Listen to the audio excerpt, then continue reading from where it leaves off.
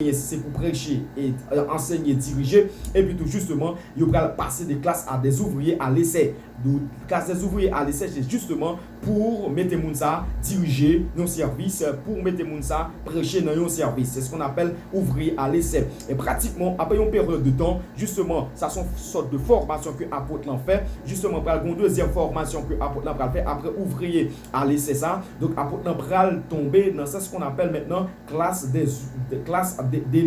leadership. Dans la classe des leadership, là, puisque maintenant, donc, ouvrier, ça a une capacité justement pour le diriger, etc. Après une période de temps, donc il pourra passer par classe de leadership. Justement, ça sont l'autre niveau, donc ça sont l'autre degré que lié, justement, comment mener les gens. Donc, on va arriver dans le leadership, justement, comment pour mener les gens, ces dernières classes, ces derniers levels là que lié. Donc, apôtre là, tout ça, c'est rôle, c'est mission, c'est préparer des ministres appelés de Dieu. Et donc, ça, c'est rôle apôtre là, ça, c'est mission apôtre là. L'autre rôle ou l'autre mission apôtre là, ça, c'est l'église qui a fonctionner, ça sont l'église normalement qui entrer vers donc la perfectionnement. Donc justement normalement donc l'autre niveau que l'église a fonctionner maintenant, c'est apôtre là, normalement comme mission, comme rôle, c'est intervenir dans les grands conflits internes de l'église. Donc ça veut dire que puisque moun depuis que moun qui vivent ensemble avec moun, depuis que frottement qui a fait justement avec des conflits donc à Jérusalem, tu as gagné un concile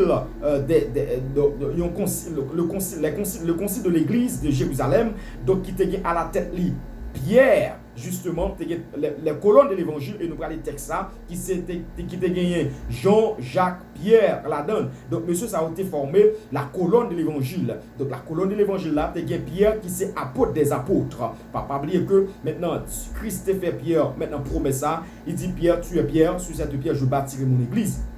Donc, il dit comme ça que je te donnerai donc la clé du royaume. Il dit tout ça que ou maintenant ou fermé sous terre ou la fermé dans le ciel là, tout ça qu'on lié sous terre là, lié dans le ciel là, etc. Et vous pouvez voir que c'est l'apôtre qui va ouvrir maintenant va l'évangile là. Donc, avec les païens, vous pouvez voir promesse accomplie. Pierre en tant qu'apôtre des apôtres pour arriver dans acte 2 au jour de la Pentecôte. Maintenant Pierre va camper, il va prêcher 3000 âmes pour venir à la repentance. Toutes sortes de nations qui là, il y a à peu près 14 nations là, des 14 nations païennes qui étaient venues. Maintenant, nous ont fait la Pentecôte. Pas oublier qu'il y a 7 fêtes juives en Israël, etc.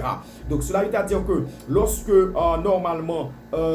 normalement Pierre finit prêcher, maintenant c'est lui qui était clé royaume non, parce que Jésus-Christ dit ça. Donc je vous donnerai la clé du royaume. Donc Pierre ouvrit le royaume non, vers les païens et ça fait que donc normalement Pierre va arriver normalement donc chez Corneille, donc le corelier. Donc Pierre va prêcher l'évangile. Donc Corneille donc en tant que premier païen, donc Pierre va prêcher l'évangile. Maintenant Corneille va le convertir parce que maintenant clé royaume dans la main Pierre qui c'est apôtre des apôtres. Dans Galates chapitre 2, maintenant l'apôtre Jean, et nous allons parler de plusieurs types des apôtres. Il y a apôtre de l'ascension, nous allons parler de ça. Donc il y a les 12 apôtres de Jésus-Christ, il y a les 12 apôtres de Jésus-Christ, il y a apôtres de l'ascension, etc. Et puis tout il y a les faux apôtres. Et nous allons parler de ça. Maintenant, l'on prend que Pierre, maintenant qui c'est apôtre des apôtres, maintenant, donc lorsque tu as des grands conflits donc en Israël, donc concile juif là réunir, donc Pierre réunir Jean, Jacques, Pierre, monsieur ça réunir justement pour être capable de régler maintenant les affaires internes de l'église, des conflits internes de l'église. Donc et ça fait que l'autre prend l'apôtre justement l'apôtre Paul maintenant. Donc, qui c'est l'apôtre de l'ascension, parce qu'il y a apôtre, il y a les 12 apôtres et il y a l'apôtre de l'ascension. Nous allons faire différence là pour vous. Justement, parce qu'il y a un peu de nègre, donc justement, qui ne pas comprendre, donc qui dit que maintenant, le don de l'apôtre, cela n'existe pas, etc. Nous allons montrer ça. Donc, justement, l'on prend l'apôtre Paul qui c'est l'apôtre de l'ascension. L'autre l'apôtre de l'ascension, c'est apôtre lorsque justement Jésus-Christ est fait monter dans le ciel. Et ça comprend ascension. Dans le mot ascension, donc dans le mot donc où est le mot ascension, ça veut dire que c'est lorsque Jésus-Christ dans Acte chapitre 1er, donc Jésus-Christ allait dans Acte chapitre 1er, donc il dit que maintenant lorsque monsieur t'a regardé Jésus-Christ et puis tu dit que il y a deux anges qui paraissent, il dit que c'est Jésus que vous voyez maintenant, donc il dit que Jésus-Christ ça que nous te là, eh bien nous pas encore la venue de la même manière, ça veut dire que Jésus-Christ aller. Et dans Jean 14, il te dit, il est avantageux que je m'en aille, etc. Donc ça veut dire que l'autre apôtre qui pral venir, pral les apôtres de l'ascension. Par exemple, l'apôtre Paul qui sont apôtres de l'ascension, Barnabas qui sont apôtres de l'ascension, etc. Ou pas les apôtres contemporains, etc. dans le temps que nous vivons. Donc ça veut dire que pour que l'apôtre de l'ascension, l'apôtre Paul, te joint main d'association, donc après que Paul te fini prêcher, donc justement 14 ans, maintenant Paul est dans le ministère, justement Paul fait 3 ans dans le désert d'Arabie, et Paul fait d'autres temps, justement, dans d'autres endroits. Bon, Paul a prêché l'évangile, donc on côté que Paul a prêché l'évangile, donc justement, la Bible dit que par une révélation, justement, Paul recevra une révélation de la part de Dieu, donc de la part du Saint-Esprit de Dieu. Donc, le cas on regarde ça dans Galates chapitre 2. Donc, le Saint-Esprit dit l'apôtre Paul, moi je vais prêcher en vain et pas pour moi prêcher. Mais il dit comme le fait que moi, que ou bien cœur l'évangile, mais à joindre l'apôtre des apôtres. C'est ce qu'on appelle l'administration de l'église. À joindre l'apôtre des apôtres, qui c'est apôtre Pierre.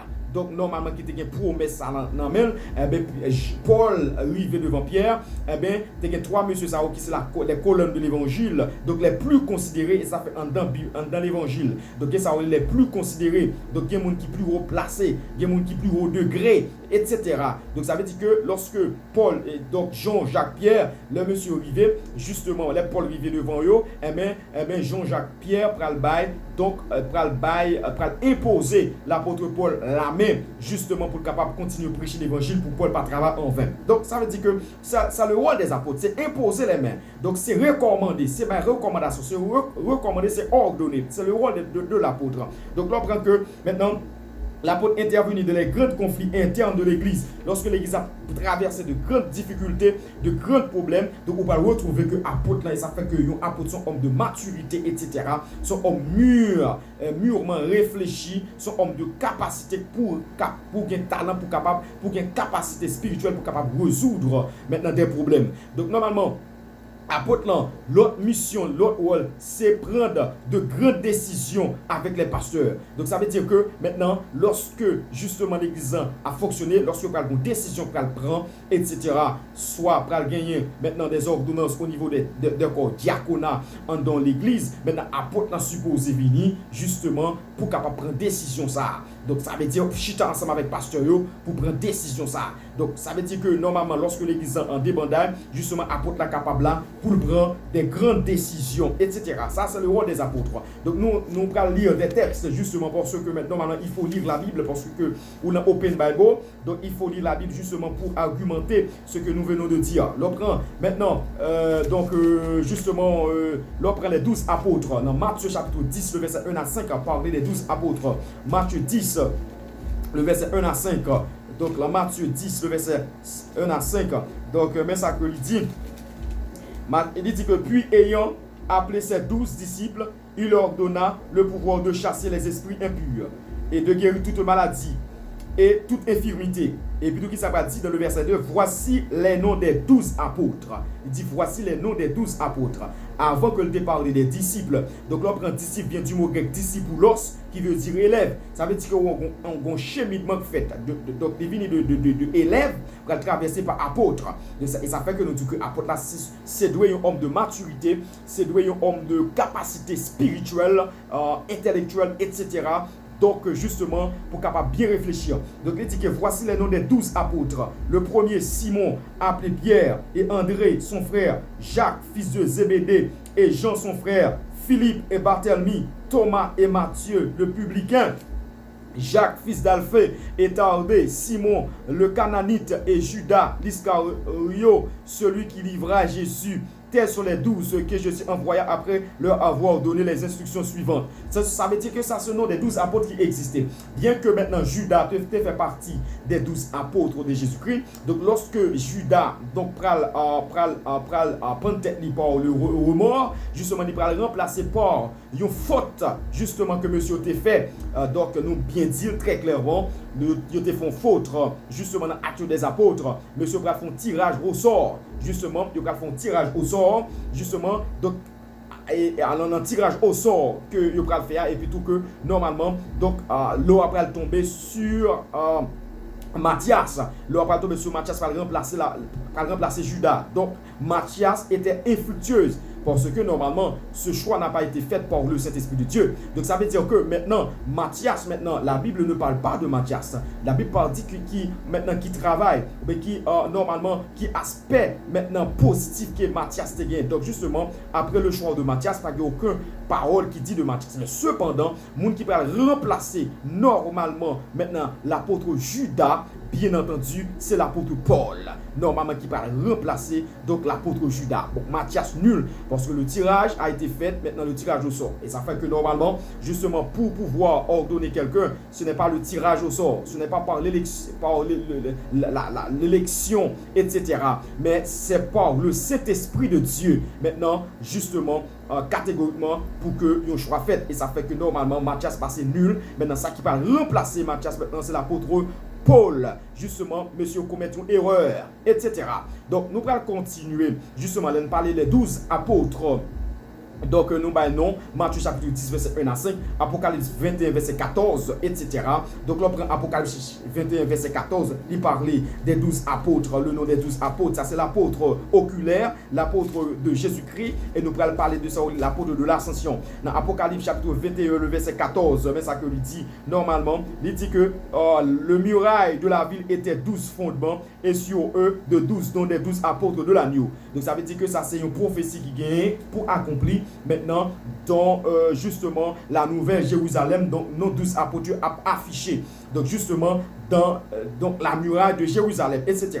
Donc normalement c'est les 12 apôtres. Pratiquement nous allons aller dans l'apôtre de l'ascension. Donc de l'apôtre de l'ascension, pour qui ça que nous disons apôtre de l'ascension, et ça fait dans le mot ascension, il y a ce qu'on appelle assomption, il y a ce qu'on appelle ascension. On ne parle pas de assomption. Quand on parle de assomption, on nous avait dit que Marie est montée dans le ciel, c'est ce qu'on appelle assomption. Donc ça veut dire on fait l'assomption. Mais là on ne parle pas de l'assomption, mais on parle de ascension. Justement, maintenant, là on parle de ascension. Ascension, c'est le fait que Jésus-Christ maintenant monté maintenant dans le ciel. Maintenant, pratiquement pendant Jésus-Christ monté dans le ciel, donc Jésus-Christ va gagner d'autres apôtres. Maintenant, apôtres, ça, yo fini après les 12 apôtres. Maintenant, quel est le nom? Quels sont maintenant les noms de l'apôtre de l'ascension? Donc après Jésus-Christ fin monté. Maintenant dans acte 14, le verset 14, parce que tout fait avancer doit être prouvé. Maintenant dans acte 14, le verset 14, pas oublier que on a Open Bible, justement, c'est la Bible ouverte. Dans acte 14, le verset 14, c'est ça que il dit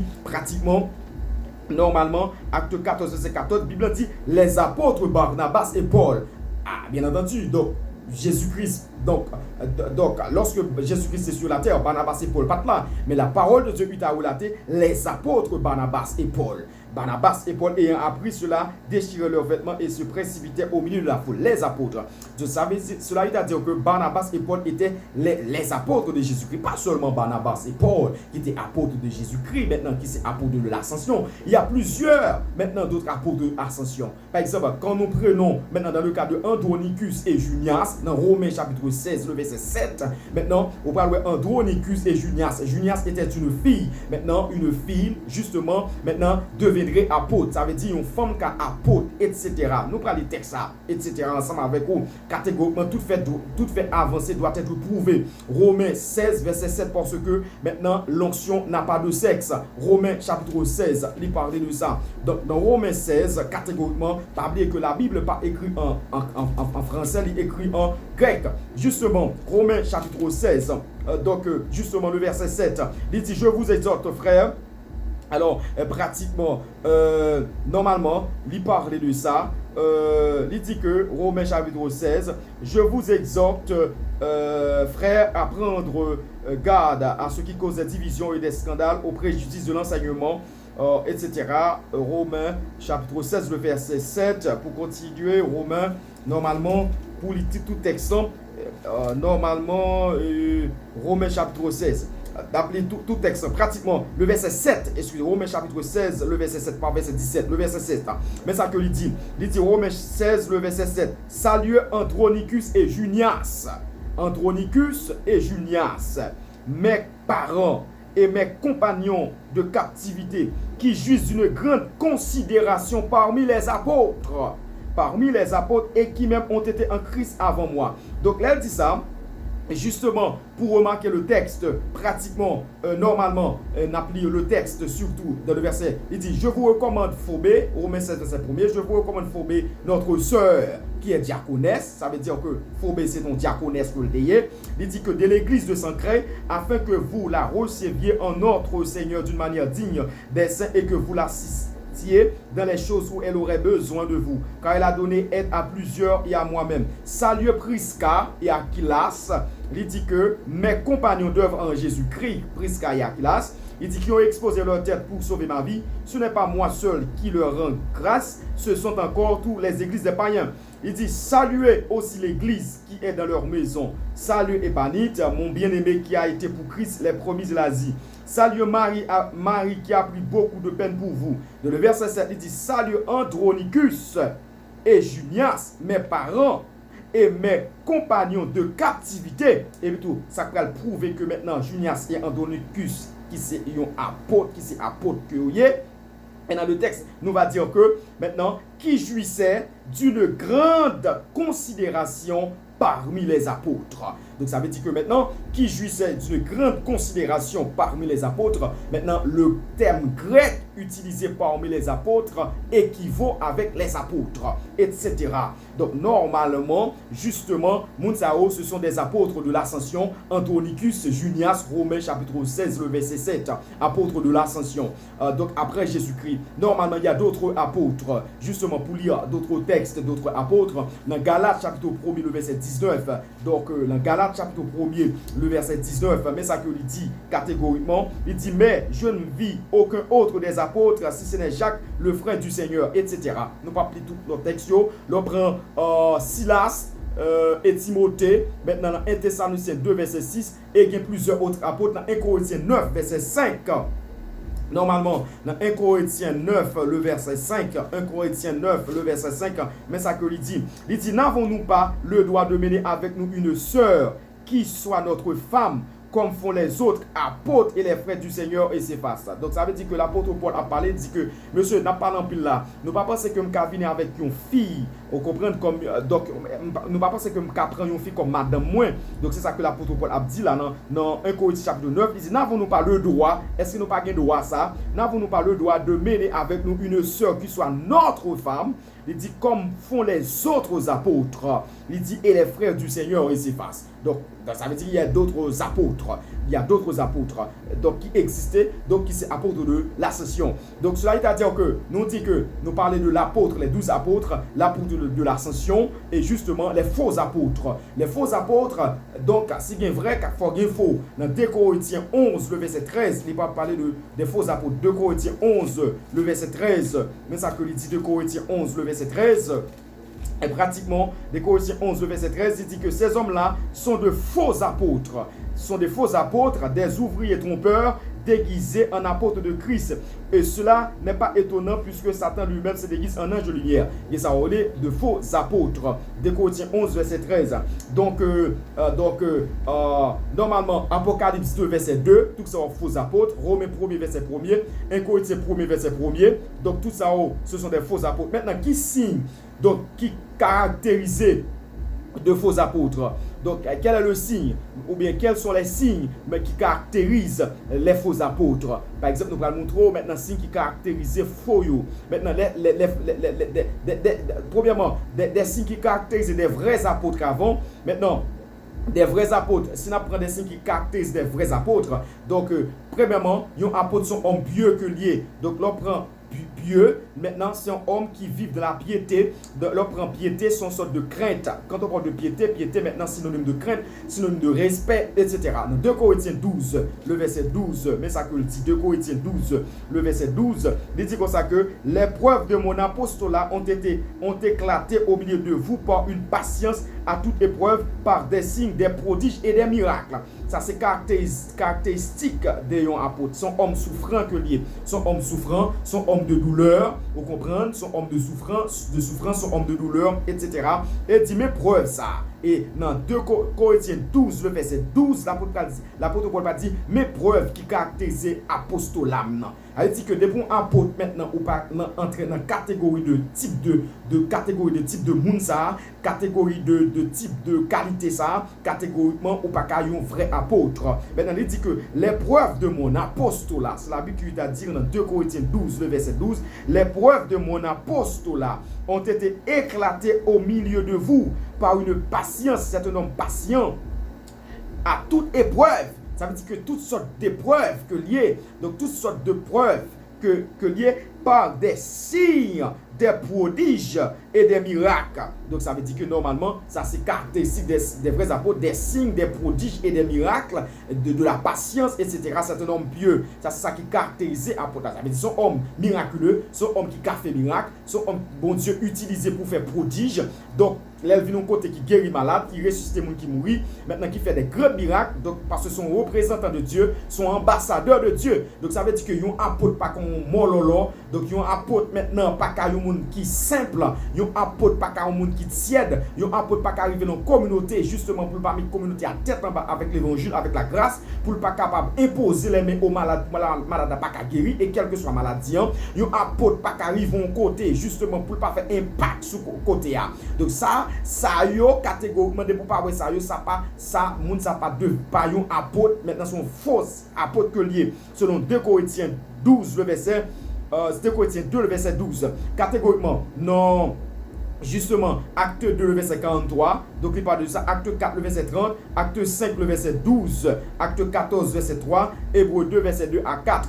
Normalement, ça c'est signe prodige, où est l'apôtre Paul, etc. Maintenant, mouchoir Paul a guéri malade. Donc, où est parce que mouchoir Paul a guéri malade. Donc, justement, l'ombrage Pierre a guéri moun qui malade, etc. Donc, ça c'est signe qui caractérise apôtre là. Normalement, signe qui a caractérisé vrai apôtre là, c'est l'acceptation de la souffrance. Selon acte 9, verset 16.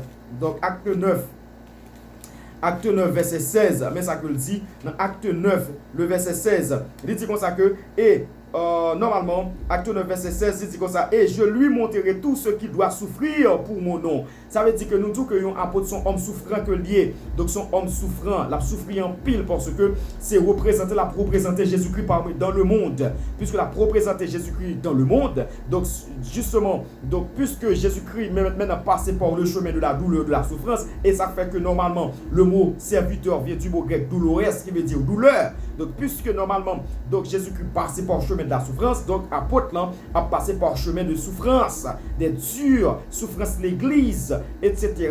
Charge l'église, tout ça, ce type de souffrance. Donc, l'on prend acte 9, verset 16, il dit que, et je lui montrerai tout ce qu'il doit souffrir pour mon nom. M'a montré tout ça que le père souffrir pour non moins. Ça veut dire, un apôtre, c'est un homme souffrant. Donc, c'est un souffrant. Donc, c'est un monde qui va souffrir en pile pour l'évangile. Donc, normalement, justement, ça c'est ça qui caractérise l'apôtre. 1 Timothée 1 verset 16, 2 Corinthiens 11 verset 18 à verset 28. Normalement, ça c'est caractéristique de l'apôtre. Donc ça c'est caractéristique maintenant de vrais apôtres. Maintenant, l'on prend catégoriquement, l'on prend justement maintenant des faux apôtres. Ça qui caractérise les faux apôtres là. Donc, les faux apôtres, Bible dit dans Philippiens, ils ont pour Dieu leur ventre. Donc, ça veut dire que faux apôtres là, les mêmes, c'est faire l'argent, faire corps, vous comprenez. Donc, normalement, faire l'argent, faire corps, justement, ça fait journée aujourd'hui. Où est que normalement, on parle des bishops, des archevêques. Donc, normalement, des bishops, des archevêques, où est le plus souvent. Donc, pour caractériser moun sa yo, le plus souvent, il faut que moun sa gen gros ventre. Donc, ça veut dire que depuis qu'il y a un gros ventre, il y a plusieurs machines. Donc, la voyager plusieurs côtés. Donc, catégoriquement, yo dit, voilà l'apôtre. Donc, cependant, donc ce n'est pas un souffrant. Donc, normalement, donc, il ne sait pas sacrifier sa propre vie pour Jésus-Christ. Maintenant, il ne sait pas prier. Maintenant, donc catégorie de la spiritualité. Donc, il n'y a pas gagné. Donc, justement, donc ça veut dire que normalement, donc, ils ont pour Dieu leur ventre. Donc, ça veut dire que c'est une question de l'argent, justement, c'est une question de business, etc. Donc, ça, c'est une caractéristique de faux apôtres. C'est justement, c'est pas une question de nom, donc c'est pas une question de souci pour les choses de Dieu, pour les choses de l'évangile. Maintenant, c'est une question de l'argent, c'est une question de business. La Bible dit, ils ont pour Dieu leur ventre, etc. Donc, ça veut dire que il y a qui caractérise maintenant faux apôtres là. Donc, son monde qui défend maintenant la terre, son monde qui défend la boue, son monde qui boisse la boue, son monde qui de terre, qui terrestre, etc., qui n'a pas de vision en haut. Donc justement, c'est question de l'argent qui intéresse, etc. C'est caractéristique des faux apôtres. Normalement, pour retourner, justement, nous montrons que le rôle de l'apôtre, pour retourner encore maintenant dans le texte Éphésiens chapitre 4, donc il dit que, donc Éphésiens chapitre 4, message Jésus-Christ fait, il dit que maintenant, il a donné, il dit dans verset 10, le verset 11, il a donné les uns comme apôtres, les autres comme prophètes. Donc, normalement, donc, dans le cas de prophète, je ne veux dire nous que il y a une pléiade de prophètes qui existaient. Il y a une quantité de prophètes qui existaient. Normalement, nous allons essayer de détailler qui sont les prophètes. Et nous allons essayer de montrer de l'Ancien Testament et du Nouveau Testament, maintenant le rôle du prophète ou bien le ministère prophétique. Justement, le ministère du prophétique ou bien normalement le rôle du prophète. Donc, qui ça que normalement un prophète est? Donc, qui ça que la Bible parlait ou bien qui ça que la Bible dit concernant un prophète? Normalement, pour comprendre justement rôle d'un prophète, pas dire que le mot prophète vient du mot grec prophétesse. Donc, on dit prophétesse. Donc, donc, il vient du mot grec prophétesse qui c'est P-R-O-P-H-E, accès circonflexe T-E, accès circonflexe S. C'est comme ça que maintenant moi écrire, qui veut dire porte-parole, qui veut dire représentant. Donc, un prophète son porte-parole, un prophète son représentant. Et nous parlons que, qui côté que premier mot ça, les mêmes sorti. Donc, il faut que nous fassions étymologie de ce mot, justement pour être capable de balancer, pour être capable de faire catégoriquement, normalement, pour être capable de balancer toutes les choses. Normalement, le mot prophète, donc, pour bien comprendre le ministère prophétique, normalement, il faudrait que vous compreniez maintenant le prophète de l'Ancien Testament et le prophète du Nouveau Testament. Justement, le prophète, la mission du prophète de l'Ancien Testament n'est pas la mission du prophète du Nouveau Testament. Et c'est là en pile monde tombé. C'est là en pile cacophonie faite et c'est là en pile deux autres faites. Et nous allons essayer de montrer ça clair, catégoriquement. Donc, mission prophète dans l'Ancien Testament avec une mission prophète Nouveau Testament, c'est deux missions différentes et c'est deux dispensations différentes. Et ça fait que justement, pour comprendre la Bible, il faut comprendre maintenant les notions de la dispensation. Il y a ce qu'on appelle maintenant et catégoriquement les 7 niveaux de dispensation. Et nous avons étudié ça déjà. Donc, si vous regardez normalement donc l'étude sur les dispensations, justement, nous avons parlé sur concernant les dispensations, on doit justement aller sur YouTube, justement, normalement, Hosanna, Radio, et puis tout espace 305, justement, on est capable et ensuite, tout cas, aller normalement sur YouTube. Donc, vous cliquez Pasteur Ronald lui, donc vous êtes capable de voir ça. Et donc, ou bien vous êtes capable d'aller sur Facebook, sur page par nous, donc vous tapez lui, donc justement vous êtes capable de voir ça. Ça veut dire que donc, il faudrait que bien comprendre ou bien balancer, donc normalement, justement, l'Ancien Testament et le Nouveau Testament, les dispensations. Donc, ils sont les 7 dispensations. Pas oublier que la Bible est dispensationnelle. Donc, si vous ne pas comprendre dispensation, vous avez une cacophonie, vous avez un trouble, etc. Donc, vous avez un gros problème, vous avez un gros show. Donc, si vous ne pas comprendre dispensation. Donc, cela veut dire que la Bible est claire. Et nous allons montrer des textes, nous allons montrer des textes bibliques parce que tout fait doit être avancé. Donc, le prophète, mission prophète qui te gagne dans l'Ancien Testament, ce n'est pas la même mission prophète qui te gagne dans le Nouveau Testament. Qu'est-ce que ça veut dire par là? Maintenant, dans l'Ancien Testament, pas oublier que le Saint-Esprit pas mouvementé sur tout le monde. Ça, c'est numéro 1 dans la dispensation de l'Ancien Testament. L'Esprit de Dieu pas mouvementé sur tout le monde. Et non seulement l'Esprit de Dieu pas mouvementé sur tout le monde, pas de sacerdoce universel dans l'Ancien Testament. Donc, normalement, tu as un groupe catégorie de monde. Donc, qui catégorie de monde qui te gagne? Normalement, tu as 3 grandes, normalement, fonctions maintenant dans le temps d'Israël, ou bien dans le temps de la Palestine, ou bien particulièrement dans l'Ancien Testament, tu as 3 grandes dispensations. Tu as premièrement dispensation royale, donc ça veut dire que maintenant avec le roi, donc ça veut dire que, alors pas dispensation, excusez, fonction, donc tu as 3 grandes fonctions, tu as fonction royale, donc ça veut dire que la fonction royale là, justement c'est 3 catégories de monde qui ont posséder le Saint-Esprit de Dieu et pour une mission spéciale.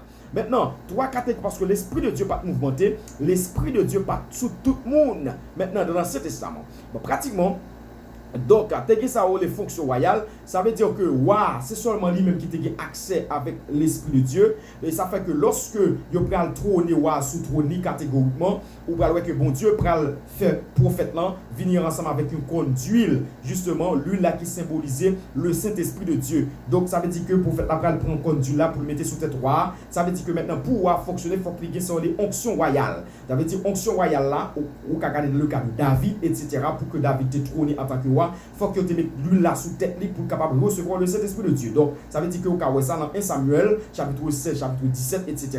Donc, pour David, justement, joindre onction royale là, donc l'Éternel va vous et le prophète Samuel va venir contre David, justement pour David capable de recevoir le Saint-Esprit de Dieu. Parce que l'huile a représenté le Saint-Esprit. Deuxième fonction qui était gagnée maintenant, c'était fonction sacrificateur. Donc, de sacrificature, ou bien fonction sacrificateur, pas oublier que nous disons que pas de sacerdoce royal, quand on parle de sacrificateur ou sacerdoce, donc, moun qui mène moun vers Dieu, c'est ce qu'on appelle le sacrificateur. C'est quoi le sacrificateur là? Pas oublier que le roi, maintenant dans le temps, c'était le berger d'Israël. Ça veut dire que, pas oublier que maintenant dans l'Ancien Testament, c'était la théocratie. Quand on parle de théocratie, théos, qui c'est Dieu, kratos, maintenant dirigé, maintenant qui vient du grec théos, Dieu. Kratos, diriger, ça veut dire c'est Dieu qui dirige, c'est Dieu qui gouverne donc, sur le temps d'Israël. Maintenant, ça veut dire que maintenant, royaume, maintenant, ça y a une dynastie la caillou, justement, royauté qui une monarchie la caillou. Donc c'est comme ça royauté dirigé. C'est pas le peuple qui te compte élu royauté, c'est Dieu maintenant qui te compte imposé. Et ça yo fait ça ouvler. Donc seulement pour rendre compte à Dieu seulement. C'était comme ça que le fonctionné. Et ça fait il faudrait ou bien comprendre la Bible ou bien comprendre dispensation. Donc ça veut dire que lorsque roi pral mourir etc. c'est petit il prend. Donc c'est ça les monarchies. Donc c'est petit il prend etc. Donc au dans le cas de David maintenant etc. Bon Dieu ordonné maintenant pour prendre Samuel. L'on prend plus l'autre royauté etc.